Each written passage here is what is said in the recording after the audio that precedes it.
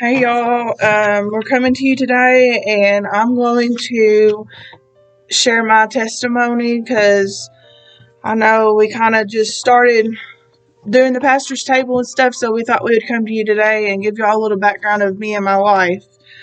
So, when I was about 7 years old, my dad stepped into ministry, and he was a Methodist pastor. We lived in Providence, Kentucky at the time. So when he took on that, we moved to Salem, Kentucky. And we lived there from my third grade year to my sixth grade year. And while we lived there, my mom's mom, my grandma, lived with us. And we ended up, as a family, adopting my youngest little brother, Harley. He has special needs. So at the end of my sixth grade year, we moved to a town in Springfield, or a town called Springfield, Kentucky.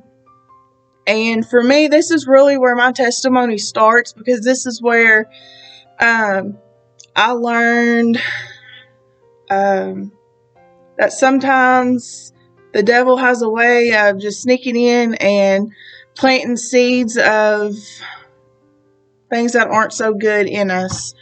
So, while we lived in Springfield, we had a lot going on. My grandma's health declined, and my little brother, we were getting diagnoses on him. Meanwhile, while we lived there in Springfield, I was sexually abused by a man in the church 2 times.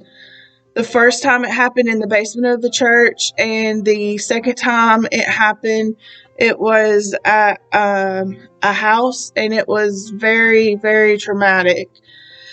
So with that happening, I began to have self-hate, a lot of questions, a lot of just personal issues going on there. After my 8th grade year, we moved to Dawson, and I started high school here. I played basketball, was very active. When I was 15, I met a boy, fell in love. I graduated high school in May of 2011.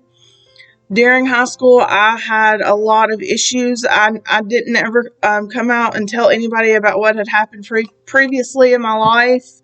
So I just kind of dealt with that on my own.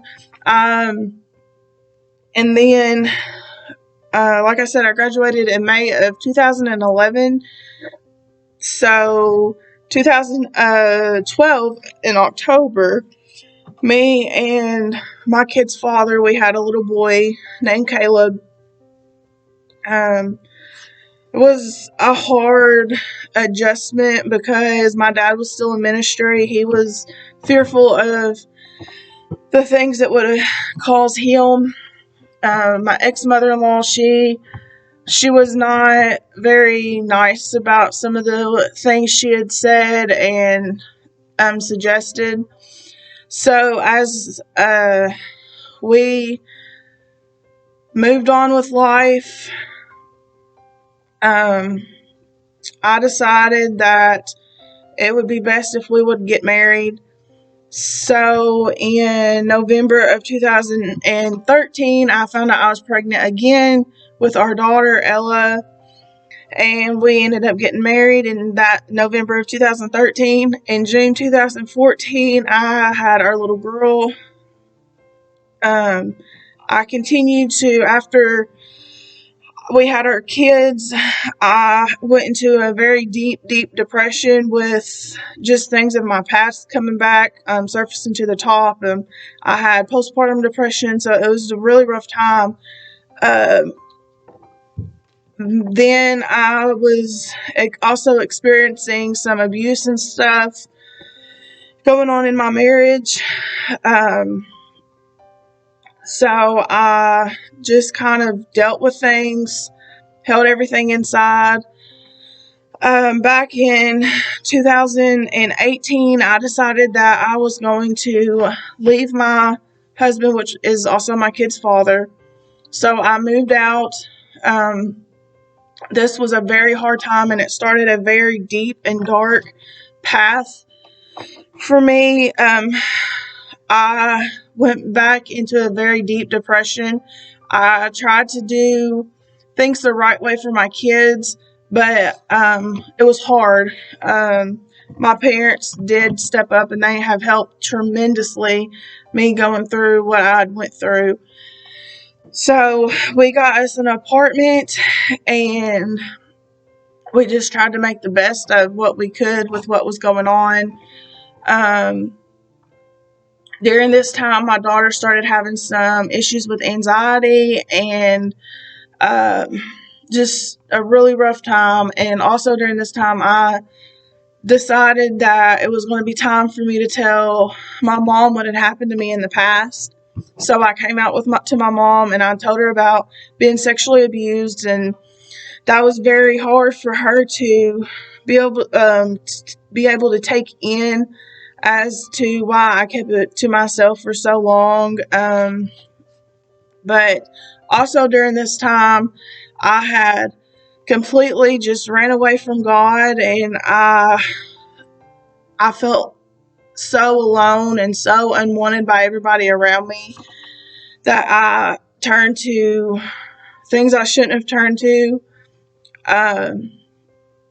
But then in 2019, I had a fallout to where I just told God, I said, God, I said, if this is what you have for me, I don't want it, but I want all that you do have for me. And it was then that he just downloaded in me that I was his, and I was fearfully and wonderfully made, and that sometimes we don't go through things for it to destroy us, but for us to completely fall down to basically nothing, for him to be able to download and plant stuff inside of us so that he can raise us up how he wants us. And I just totally surrendered to him, and I just said, okay, God, let's do this. It was in that time that he told me that I was called to minister, and I was called to preach. And then when Corona hit, I was working in a nursing home, so I was away from my kids for a little while. They stayed at my mom's. That was so hard. But last year in October, I met Adam, and we went to dinner one night, and we told each other what we were expecting, what we needed, what we wanted, and we just completely hit it off. We haven't been apart since. We got married in December of 2020. We get to have a big wedding in October of this year, which I'm super excited about. But anyways, we work together. It's just amazing. He loves me. He loves my kids, but most of all, he loves God, and he's